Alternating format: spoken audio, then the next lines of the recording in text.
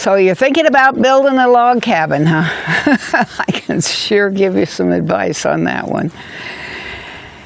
It's been a long time, but the lessons I learned, and if you've seen any of my other videos, you know that I believe very, very strongly that things that are really tough, the lessons that were the hardest for us, are the ones that we learn the most from, and that's the way I feel.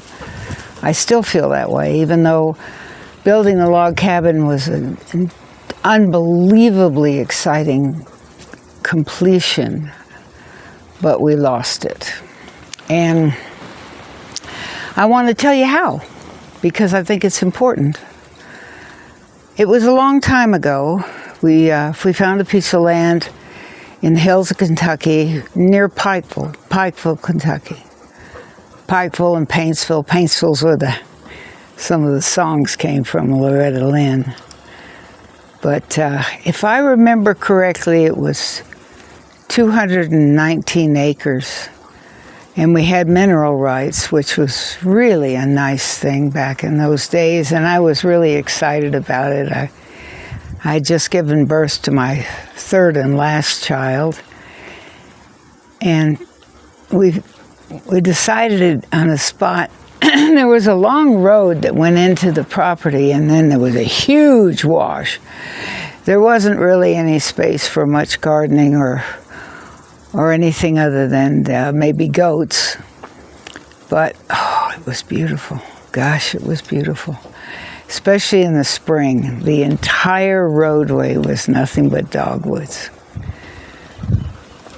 And so we went in and we found just a lovely spot where you couldn't see from any direction. You couldn't see any house, any lights, anything. It was really an opportunity to have my dream. My dream is rural. I wanted to go back so badly. I was born on a farm. You may have heard that if you've heard some of my other videos. I was born on a farm, and I just wanted to go back.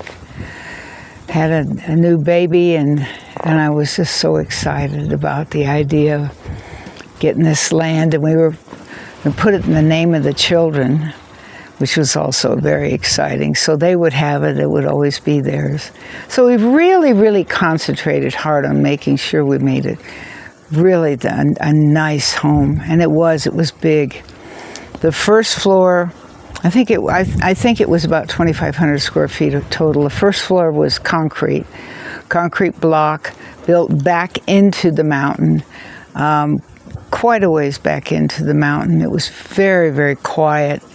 All concrete block, but we lined the whole interior with true 1-inch thick boards from the mill. I didn't even sand them. In fact, I've got a bad shoulder now because I used a 20-ounce hammer and concrete nails to put all of those boards up. But it was down there. There were 2 bedrooms, a bath, a fireplace, and there was a small cooking area too, and a pantry. The first floor was all log. The second, the top was I'm trying to remember what they call it when they have these windows that stick out. It was real high, the second floor, or what would have been the third floor actually. Had some beautiful wood flooring. It was beautiful. And it was one of those kits that you buy, a whole kit. You decide what you want, and it was a 2-story kit, and of course we put it on top of the concrete block basement, the first floor. The interior of the floor was concrete. In the water heater for the bathroom was a wood-burning water heater. The fireplace was able to be used as a cook stove. There was also a small gas stove. Each of the 2 kids had their own bedroom down there, and then there was a sitting area too.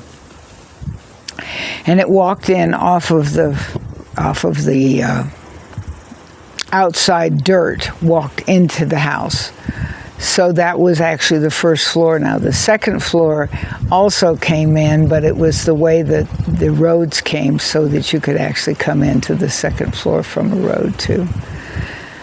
It was a kit, and there was one piece of wood I didn't like, and it was so great because the local people who were helping build it took a draw knife. It's like a sharp knife, and you have two handles, and you go like this to take the bark off. And they picked a big piece of pine, a real tall pine on the property, and replaced the one. The one was just inordinately big, and it was way out of bounds for the size of the house. It looked totally inappropriate, and it was part of the kit that we bought. So we discarded that one, and we went ahead and took one off the property. Of course, it leaked the goo, the inside of the pine for a while, but that was okay. I'm really a rustic gal. I like real rustic homes.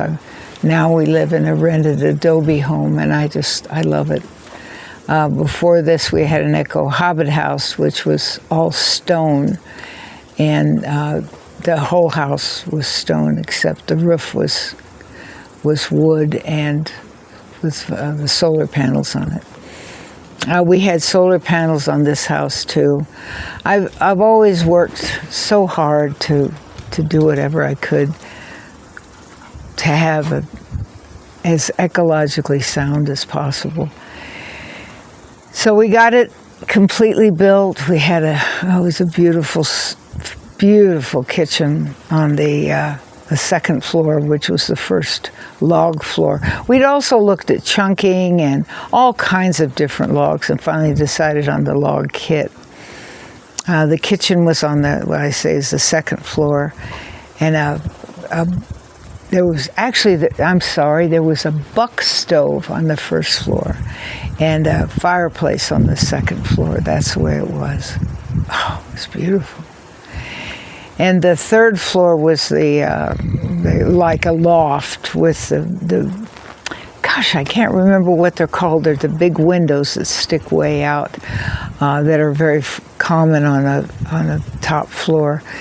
And the roof was pointed. Oh, it was beautiful. It was just beautiful. And we had, of course, there were two bedrooms, a big king bedroom, and then a master bedroom, and then a small bedroom, and pantry, and the kitchen, and living room, dining room. It was beautiful. The man that built the fireplace had told us he was very experienced, and that was unfortunate too, because obviously the man who put the kit together made a mistake on that one major board. The rest of the boards were all fine, just absolutely fine. He also made another mistake, and that's the reason I decided to make this video, was to talk about that. He never paid the man who actually cut the wood. It was called a mechanic's lien. They put a lien on the house just after we moved in. We were so excited to move in with the kids, and they put a mechanic's lien up for another $40,000. We paid $40,000 for the kit, and he wanted another $40,000. As it turned out, the man who had sold us the kit was in trouble for doing that to a lot of people. He had been marketing his log home kits all over Tennessee and Kentucky. And that's what we got stuck with. But the second problem was the house caught on fire because the guy who made the fireplace didn't do it correctly, and he didn't put down the right fire bricks on the floor. And so when we built a fire in the buck stove and in the fireplace, which was right over the buck stove, it caught on fire.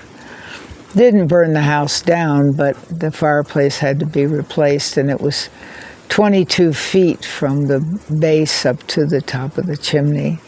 So it was a major rebuild job, plus the extra $40,000. So we abandoned the 219 acres and left it to the man who had not been paid for his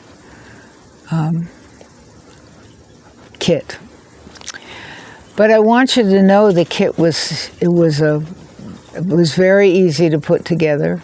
We went together quickly and easily, and it was quite comfortable inside. Even in the cool weather, it was very comfortable. We were able to live in it for, I believe it was about 2 months. But we learned about a mechanic's lien and how everybody who you buy things from needs to sign that they paid the other people for what they just sold to you.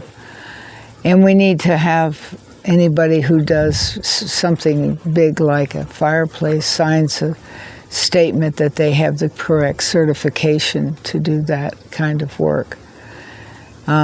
You learn from your mistakes, and I don't want to hide my mistakes. Gosh, besides, it's been a lot of years ago. I built that house in 1979 outside of Pikeville, Kentucky. And boy, it was beautiful. It was a beautiful home in a beautiful location. But it was a scam, like the scam I got into again just 7 years ago. You just never know what kind of thing people will do. And there was also a real estate scam. They told us we could build our last home on their permaculture farm and be a part of the permaculture community and share time and growing with all the other people there. And all they wanted us to do was build a house and leave. So you have to be careful. You really have to be careful. When you think outside the box, which is what I encourage everybody to do, if you stay inside the box, you end up with a 3-bedroom, 2-bath home with a 30-year mortgage in a place where the person next door drives you crazy with their motorcycles, and the people on the other side are drug dealers, and across the street they've rented it out to a family that plays music all night, and the police no longer come around and stop that sort of thing. What I'm telling you is you just can't count on anything but change. You can't count on it.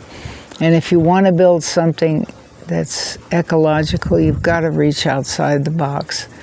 And sometimes it works perfectly. I've known people who've built Goonie bird airplanes, landed them on a piece of property in the middle of nowhere and made them their home. And people who've done all kinds of different cabins in different places. 1979 was when I built that home. That was almost 50 years ago, and I've been living an ecological life since 1962. I'll be 80 at my next birthday.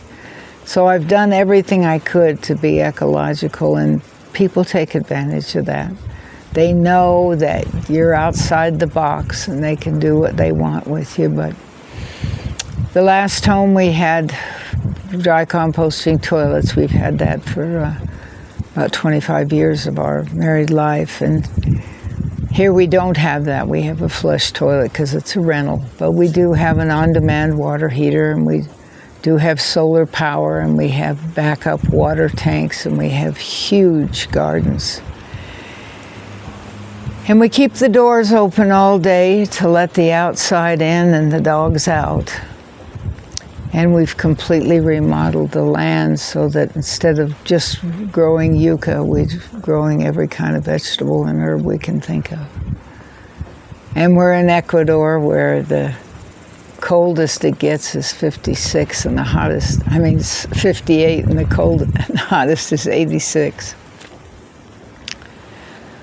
But I still, no matter what, would not give up the idea of doing everything I could to protect the land and live as a deep ecologist.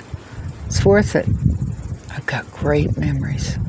Learned a lot, but I've got great memories. Anyway, down below, ask any questions you might have, and while you're down there, check out Summerland. It's a nonprofit. I've co-founded and managed for about over 30 years, about 36 years.